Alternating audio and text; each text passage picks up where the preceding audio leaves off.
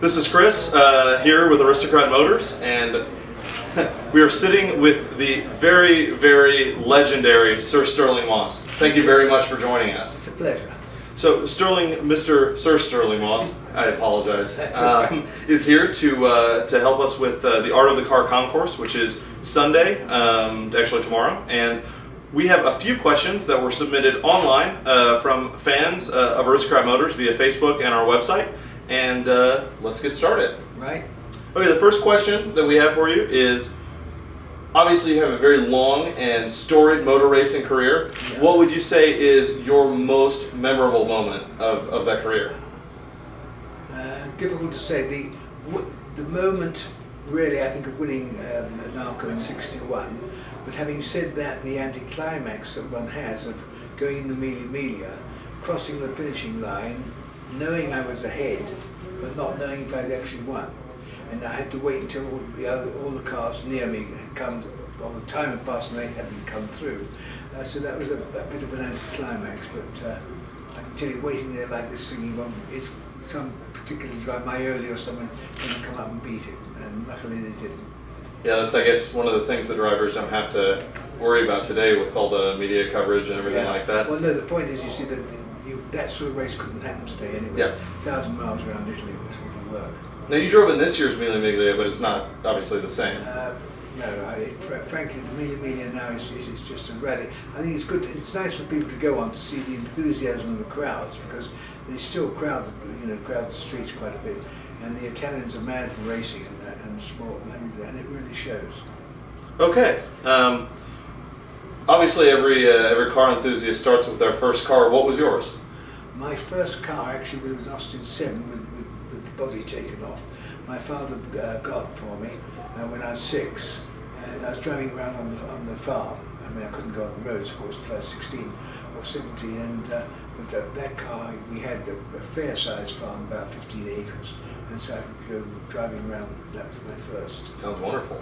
It was good, yeah, really enjoyed it.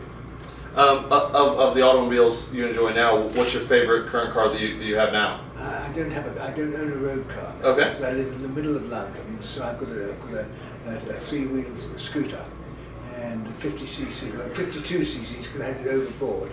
Because 50 cc's aren't allowed on motorways. Okay. And I was stopped once by the police. It cost me £70. So I had it overboard 2 cc's. So if they pull me up now, it's actually 52 cc's, and they can't pinch me. Oh my gosh, that's fantastic. How do you think, obviously most of your motor racing career was in Formula One, correct? No. Okay. No, I mean, I did Formula One all the time, but I would say that I did more races in sports cars than Formula One.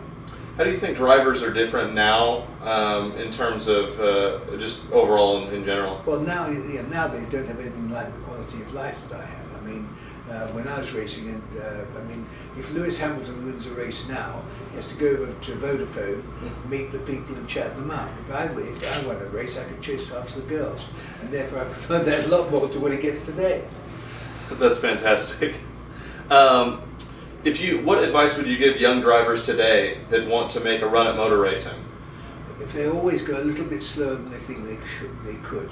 I think the problems start when you're over the top and you haven't got the experience to handle what manoeuvre the car has. When you know the car better and you understand what understeer and oversteer and so on, the use of the throttle and brakes and stuff, when you get that advanced, then okay, it's a lot easier. But until you get to that position, just always go a bit slower than you think you should. Perfect advice. Perfect advice. What's your favorite classic car? Do you mean to drive or to own? Either. I would say to drive, probably a 250F Maserati. Wonderful. I mean, really the nicest, most driver-friendly car of my era for Formula One Grand Prix cars. The best car in my opinion in the world was a Mercedes 300 SLR, which there's no other car that could do what that did. I mean, the Mille, which is 1,000 miles around Italy, and on the last segment, which admittedly was Cremona to Brescia, and I'd done 900 miles by then, I did an average speed of 165.1 miles an hour on that section. So the car was a little bit tired. So it just shows you how incredible the machine was. Absolutely. If you had to look at all of the cars that are on sale today, what vehicle would you speculate would be a classic in 50 or 60 years? Well, you mean the car that's best to keep because it'll be worth more later? Oh, if I'd You're going to jack up the markets. If I'd known what I knew, that many years ago. No, I think the thing is really, is to drive a car that you enjoy driving is the most important. Mm-hmm. I mean, if you don't enjoy driving because you don't like the car's response to what you do or something, well then obviously get another car, actually. Perfect. Well, that's all the questions I have for you. I very much appreciate your time. I have a question. Robert? The last Vanderwall that you drove, the last Vanderwall you drove in Formula One, the front engine Vanderwall. Yes. Vanwall, I'm sorry. Yeah. What were the handling characteristics of that versus what you were driving against? Awful. The Vanwall was a great car because it won the title. I mean, there are no two ways about it. It really was, but it was not a nice car to drive. It wasn't user friendly, and it had quite a difficult gearbox. It had when the Formula One fuel went onto pump fuel, it got better than it did before because with the alcohol it was quite a big flat spot. But and then they put a thing, different back end on which Colin Chapman was responsible for, which I think probably improved it. But it was never like a 250F Mazda, which was really a super car to drive. The 250, what was the one thing that set it apart? Because you spent a lot of time behind the wheel of it. I think probably it's balance. Because if you're going to drive really fast on roads, see the best circuits to me are road circuits when you drive on the road like in Monaco. And we used to, when I started, of course, just about every race was run on a road circuit in different towns.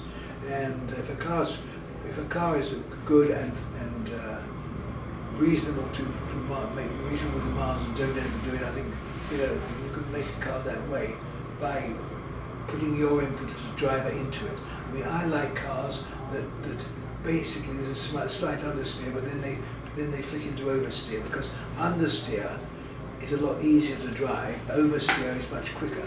And if you're going to be in troubles, I mean, like for instance, if you're coming into a corner and suddenly it tightens up and there's a drop off there, if you had understeer, you'd fall off. If you've got oversteer, the back end goes out and you can correct and so on. But it is quite a difficult manoeuvre. What was your favorite road circuit when you were driving? Well, I wouldn't really call it. I suppose probably Nürburgring, which is fantastic. I mean, 170 corners, 14 miles, or the Targa Florio, which was 52 miles. Now, 52 miles, I actually did learn the circuit, because if I went down there, as I would between races, I was racing every week, I'd go down between and then I'd drive round and round and round. You could do it with a hire car, driving as hard as you could with the roads as they were, which of course not much traffic, but about an hour to do one lap. So therefore every week I'd get in, shall we say, 14 laps. And after a couple of, 3 or 4 weeks learning it, I actually knew the course. Best driver you ever saw, Fangio? Fangio best in Formula One, certainly. Yeah. I mean, it's difficult to compare him with Ayrton, because Ayrton, of course, was tragically killed in the safe era, really. And he was killed because of safety. If they hadn't pushed the damn Armco back, he just glanced off it and he was with us. And that was one of the tragedies, really. And because I think he obviously was quite exceptional as a driver. But having said that, it's quite different. Your mindset is different when you get into a car, realizing you may die, as against nowadays when you get the Formula One car and really it doesn't enter your mind, I wouldn't think, because they're so strong. I appreciate it. Would be easier to turn around, would you like to do it on your lap?